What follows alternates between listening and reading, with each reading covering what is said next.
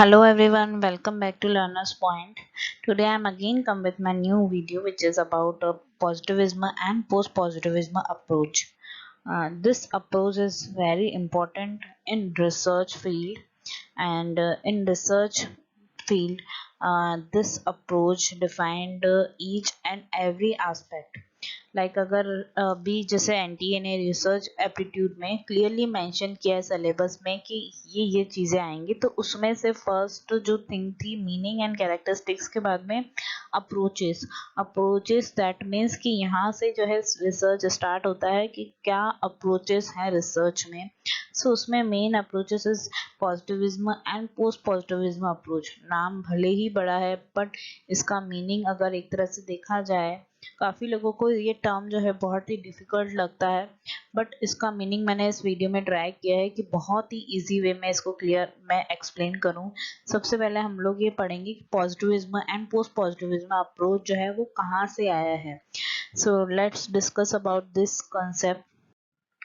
Positivism and post positivism approach जो आया है वो आपका आया है रिसर्च पैराडिग्म से. दैट मीन्स कि अगर रिसर्च पैराडिग्म जो है इसका हिंदी में मीनिंग होता है शोध प्रतिमान. दैट मीन्स कि आपका जो है थिंकिंग लेवल वो किस तरह से जो है थिंकिंग लेवल कहाँ से थिंक जो है वो स्टार्ट होता है.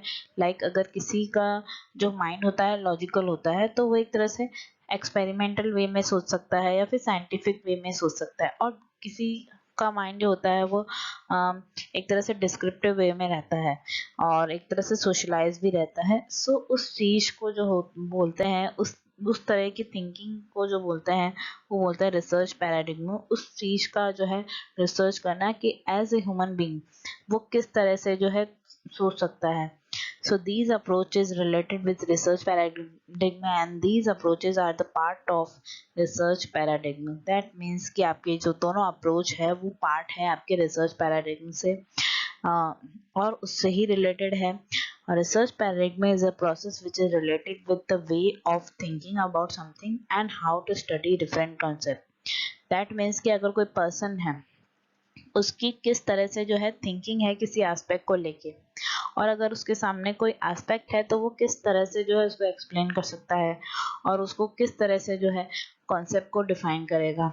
अब ये हो सकता है कि सबका जो है पर्सपेक्टिव अलग अलग होगा, ऐसा ज़रूरी नहीं कि सबका सेम ही होगा. सो ये पर्सपेक्टिव किस तरह से अलग हो सकता है, वो हो सकता है एक तरह से नेचुरल साइंस एंड दूसरा इज द सोशल साइंस. हो सकता है वो एक तरह से साइंटिफिक लेवल पे सोचे या लॉजिकल लेवल पे सोचे, और दूसरा हो सकता है कि वो सोशलाइज जो है उस नेचर का हो. दैट मीन्स कि एक तरह से वो बाहरी एनवायरनमेंट से ज़्यादा अफेक्टेड हो. So there is a difference between natural science and social science. So to analyse the difference these approaches were created. That means कि ये दोनों अप्रोचेस जो है वो जो है मेनली डिस्क्राइब करेंगे आपके दो साइंस जो है, एक natural science and second is a social science. Hence, these paradigm give a complete knowledge of these different groups. और इस paradigm that means कि positivism and post positivism approach के थ्रू जो है आप दो और नए concept जो है वो clear होंगे. वो है natural science and second is the social science.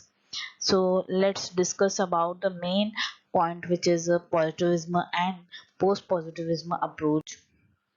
Positivism approach. Positivism approach जो है एक तरह से एनालाइज करें वर्ड पॉजिटिविज्म. पॉजिटिविज्म कहाँ से आया है? पॉजिटिविटी से. दैट मीन्स कि इस वर्ड में ही नाम में ही पॉजिटिविटी है.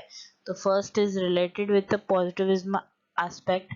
पॉजिटिव आइडियाज, एक तरह से देखा जाए कि एक पर्सन जो है किसी चीज़ में इन्वॉल्व है, ये पहले वो ये थिंक नहीं करेगा कि मुझसे नहीं होगा या नहीं, या किस तरह से जो है मेरा जो है आगे इस प्रोसेस में मेरा काम नहीं चलेगा, इस तरह से वो नहीं सोचेगा. तो वो हो जाएगा कि उसका पॉजिटिव आइडिया है कि नहीं, वो पहले करेगा किसी कॉन्सेप्ट को, उसके बाद में उसका रिजल्ट निकालेगा. दैट मीन्स कि वो एक पॉजिटिव एस्पेक्ट से जो है वो वर्क कर रहा है. Second is no negative connotation. उसके माइंड में इनिशियली कोई नेगेटिविटी नहीं आ रही है कि इनिशियली बस उसका ये फोकस है कि उस अप्रोच को या किसी वर्क को जो है वो करना है, उसके बाद में उसका रिजल्ट जो है वो शो करना है। अब उसका रिजल्ट कैसे भी हो सकता है, उसको वो सी से जो है लेना देना नहीं, या फिर पॉजिटिव हो या किस तरह से भी, बट उसका मेनली फोकस ये है कि जो है कुछ चीज जो है पहले करनी है, देन उसके बाद में उसका रिजल्ट निकालना है।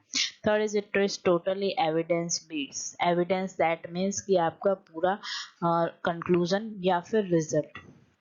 Fourth is it include quantifiable observation. That means कि आपका इसमें जो है ऑब्जर्वेशन जो है क्वांटिफेबल है, मेजरेबल है।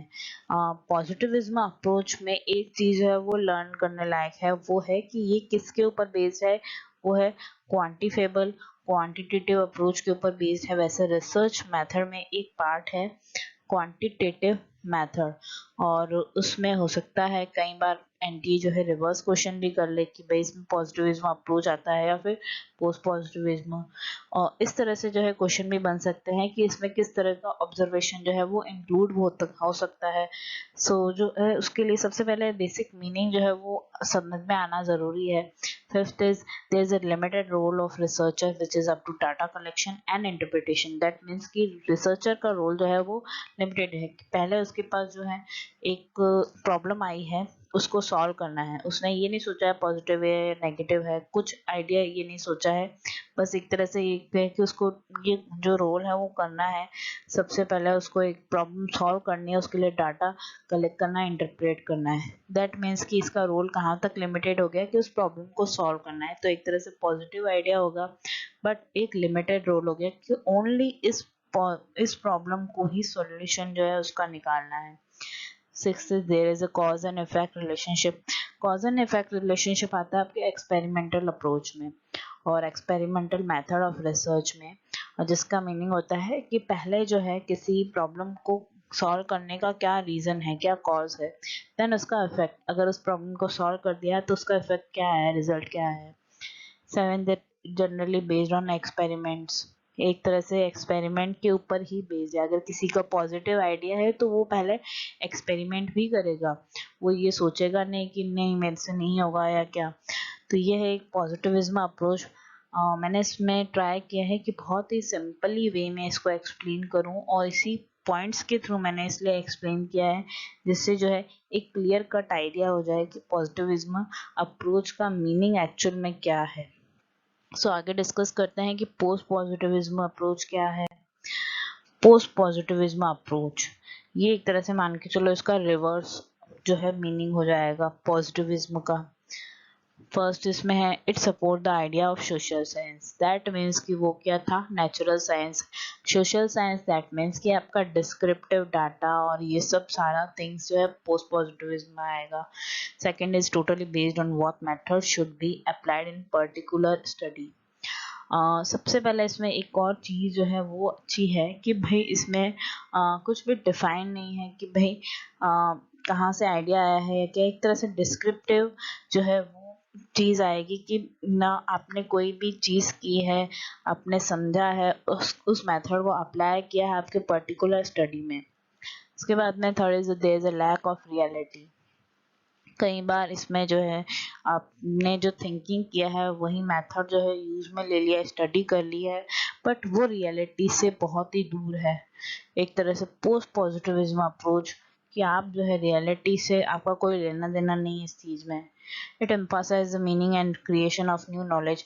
अगर आप एक तरह से जो है ओनली थिंकिंग बेस्ड में रहते हो या फिर जस्ट एक तरह से आपने कोई न्यू नॉलेज भी क्रिएट किया है इसमें, दैट मीन्स कि एक तरह से पॉजिटिव पोस्ट पॉजिटिविज्म अप्रोच है। आपने एक माइंड से कुछ सोचा, नया कुछ किया, देन वो आपने नई नॉलेज जो है वो क्रिएट हुई, बट एक तरह से एक्चुअल में देखा जाए तो वो एक्सपेरिमेंट्स के थ्रू जो है वो नया नॉलेज नहीं आया, वो एक तरह से आपकी वे ऑफ थिंकिंग है। Next is support social movement and social justice. दो एक तरह से जो है social justice and social movement को है सपोर्ट करता है। Next is research outcome is not objective. That means कि ये सब्जेक्टिव के ऊपर बेस्ड है, ऑब्जेक्टिव इसमें कुछ भी नहीं है, सब्जेक्टिव दैट मीन्स कि पूरा डिस्क्रिप्टिव है डाटा इसमें।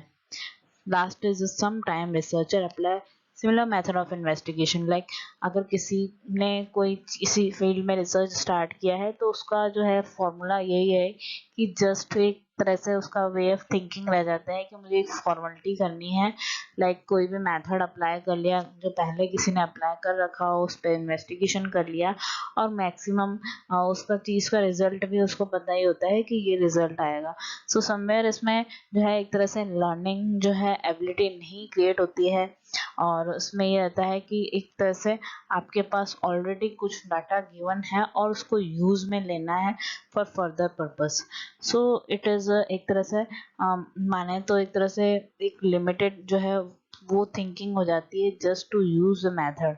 बट अगर पॉजिटिविज्म से कंपेयर करें तो इसमें क्वालिटेटिव डाटा आता है, इसका स्कोप जो है एक सोशल एरिया वाइज जो है वो भी बढ़ सकता है कि अगर सोशल साइंस इंक्लूड है इसमें, दैट मीन्स कि इसमें हो सकता है कि इसमें ह्यूमन बीइंग से रिलेटेड जो है वो रिसर्च आ जाए, और अगर ह्यूमन बीइंग से रिलेटेड अगर कुछ रिसर्च आता है तो उसमें कुछ मैक्सिमम काफ़ी सारी चीज़ें जो है वो इंक्लूड हो सकती है। तो ये है पॉजिटिविज्म एंड पोस्ट पॉजिटिविज्म का बेसिक कॉन्सेप्ट। रिसर्च फील्ड में जो है इन दोनों अप्रोचेस का काफ़ी ज़्यादा रोल है, और मैं इस मेरे चैनल में ट्राई करूँगी कि रिसर्च एप्टीट्यूड से रिगार्डिंग जो भी है न्यू एमसीक्यूज जो है वो भी लेके आऊँगी। सो कनेक्टेड रहिए मेरे इस चैनल के through for examination of the UGC NET, and don't forget to like and subscribe my channel. Thank you for watching this video.